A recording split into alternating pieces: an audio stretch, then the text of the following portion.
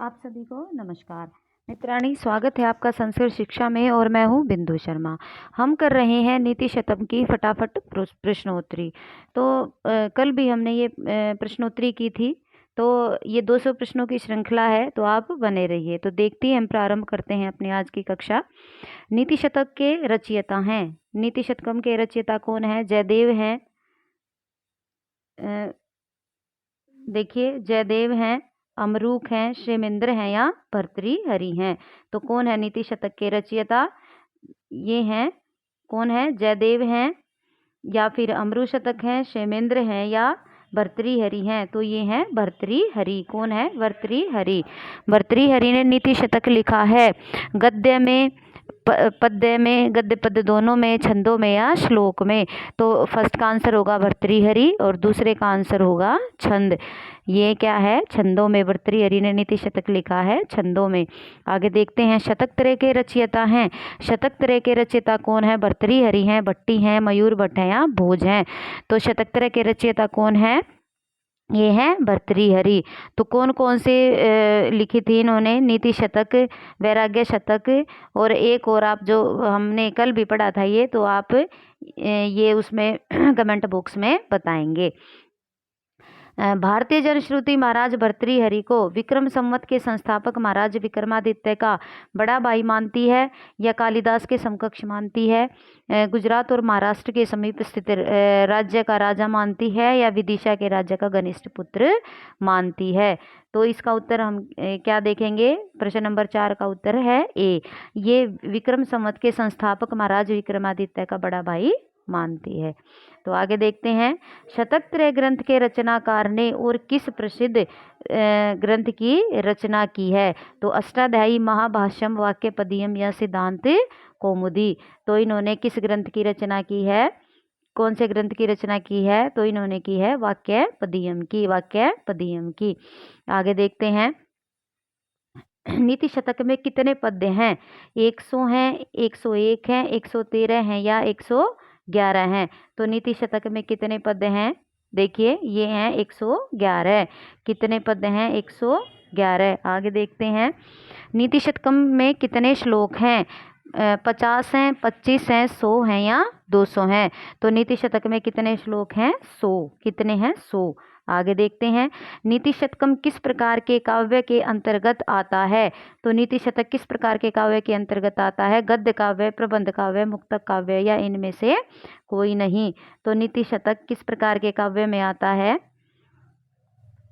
नीति शतक किस प्रकार के काव्य में आता है? ये मुक्तक काव्य है, क्योंकि इसमें ये सारा छंदों में है, तो अलग अलग श्लोक में अलग अलग छंद हैं। तो देखते हैं, नीति शतक में कितने प्रकार के प्राणी बताए गए हैं?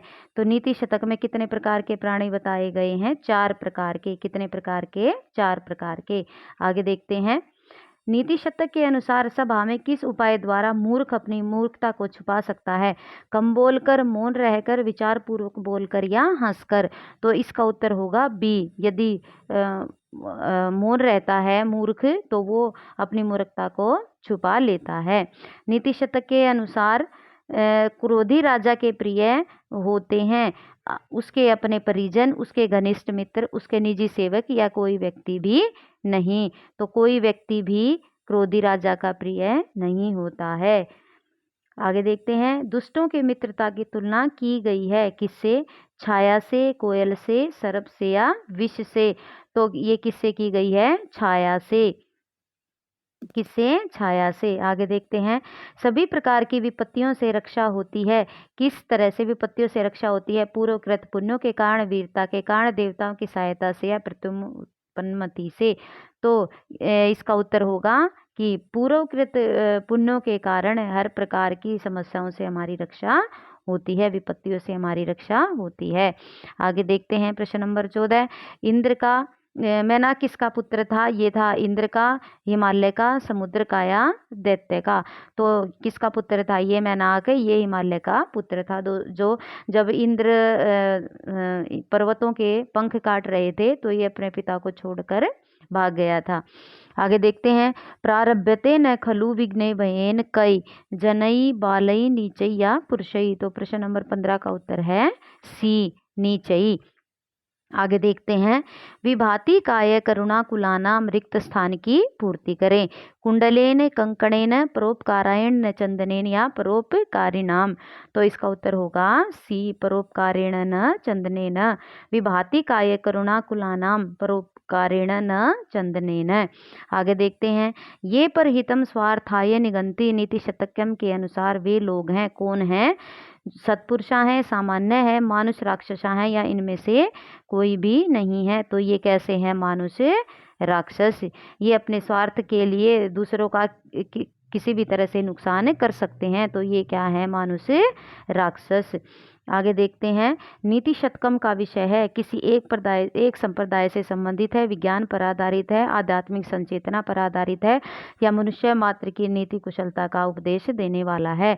तो ये प्रश्न नंबर 18 का उत्तर हम देखते हैं, ये है डी, ये मनुष्य मात्र को नीति की कुशलता का उपदेश देने वाला है। नीति शतकम की भाषा है, क्लिष्ट है, अलंकार प्रधान है, अति सरल और सुबोध है, या अति गंभीर है। तो ये कैसी है? अति सरल है और सुबोध है। तो मित्राणी, ये थी हमारी आज की कक्षा, और नीति शतक के बहुविकल्पीय प्रश्न थे ये। तो यदि आपको कक्षा अच्छी लगी हो तो लाइक कीजिए, शेयर कीजिए और कमेंट कीजिए। यदि चैनल पर नए हैं तो प्लीज़ चैनल को सब्सक्राइब कीजिए और बेल आइकन प्रेस कीजिए। आज के लिए बस इतना ही मित्राणी। अपना समय देने के लिए धन्यवाद। नमो नमः।